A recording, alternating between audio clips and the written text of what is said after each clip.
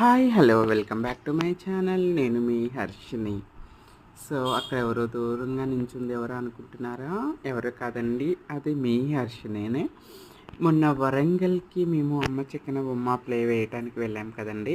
అక్కడ మేము ప్లే వేసే చోట లొకేషన్ చాలా అంటే చాలా చాలా చాలా బ్యూటిఫుల్గా అనిపించింది. నాకు లొకేషన్ చాలా బాగా నచ్చిందనమాట. ఆ లొకేషన్లో కొన్ని కొన్ని వీడియోస్ తీసాను అనమాట. ఐ లవ్ లొకేషన్, చాలా బాగా నచ్చింది.